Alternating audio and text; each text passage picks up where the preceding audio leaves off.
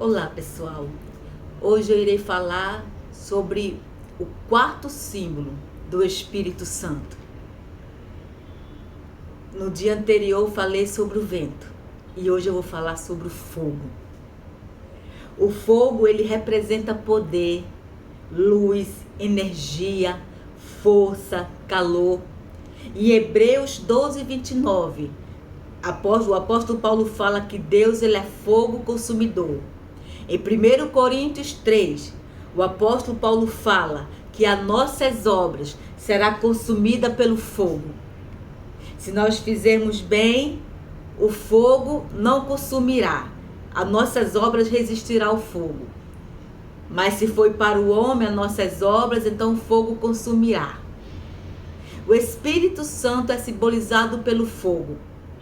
Porque no livro de Atos, capítulo 2, fala assim, no versículo 2, 3 e 4. Eu vou ler apenas a parte B de cada versículo, para não ficar extenso.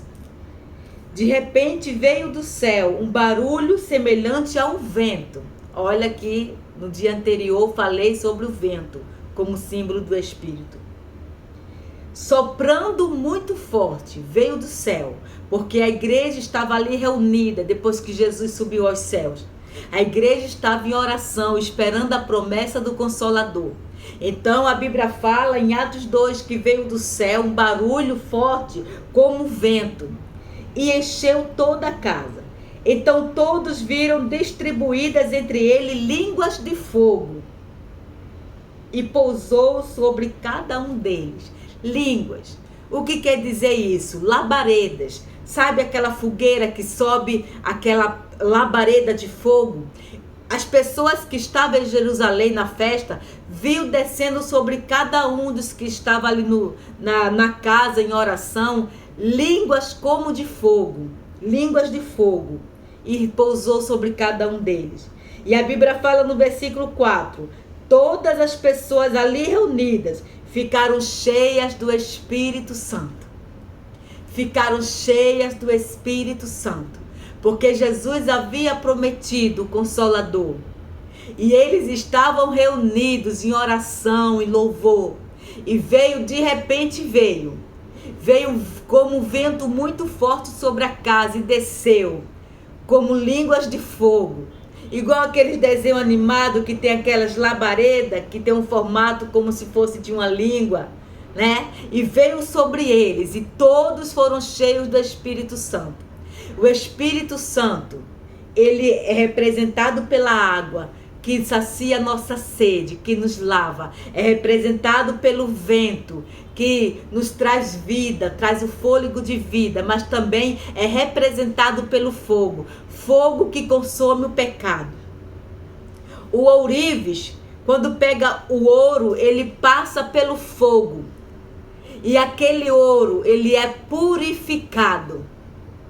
O ouro vem com cascalho, o ouro vem embrutecido, mas no fogo aquecido, muito aquecido. Aquele cascalho, o barro, o que não for ouro de verdade, ele é consumido pelo fogo. E o ouro derrete. E toda a impureza é consumida pelo fogo. Assim é o Espírito Santo em nossas vidas, ele consome o pecado. Quem tem comunhão com o Espírito Santo não consegue viver na prática do pecado. Quem tem comunhão com o Espírito Santo não consegue falar mal do seu irmão. Quem tem comunhão com o Espírito Santo não consegue viver na prática da mentira. Quem tem comunhão com o Espírito Santo não consegue semear contenda entre as pessoas.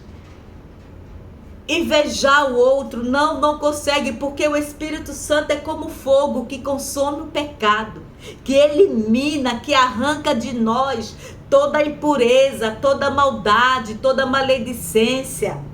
Ele arranca, ele consome, ele desfaz do nosso coração e a gente é preenchido pelo amor de Deus, a gente é preenchido pela presença do Senhor. Aleluia! Lá no deserto, o povo de Israel, ele era guardado por uma coluna de fogo. A Bíblia fala, em Êxodo, fala que eles eram à noite protegidos por uma coluna de fogo. E a função daquela coluna tinha duas funções, aquela coluna de fogo que cercava o povo de Israel. A primeira era aquecer o povo, porque no deserto à noite a temperatura caía abaixo de zero, era muito frio e o fogo aquecia. E a segunda função era dispersar os animais peçonhentos, como serpentes, escorpiões, que é muito comum no deserto. O Espírito Santo tem a função de nos aquecer. O Espírito Santo tem a função de afastar o mal de nós. Todo mal, toda carnalidade, todo pecado que está em nós, quando somos cheios do Espírito Santo, é consumido pelo fogo do Espírito. E é por isso que o fogo é um dos símbolos do Espírito Santo, porque o mal não resiste diante do Espírito Santo. O pecado não fica diante do Espírito Santo, daquele que se aproxima de Deus, daquele que pede ao Espírito Santo para preencher a sua vida. O mal não resiste, ele vai embora.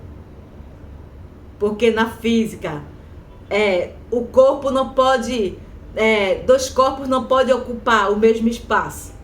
Assim também é na nossa vida espiritual. O pecado e o Espírito Santo não coabitam junto, não ficam juntos. Ou fica a vida pecaminosa, ou fica a presença de Deus através do Espírito Santo. Então que nós venhamos pedir a presença do Espírito Santo para consumir como fogo todo o mal que há em nós, todo o mal que há no nosso coração, para que fique só a presença de Deus e que nós sejamos preparados para a volta de Jesus Cristo. Graça e paz para todos.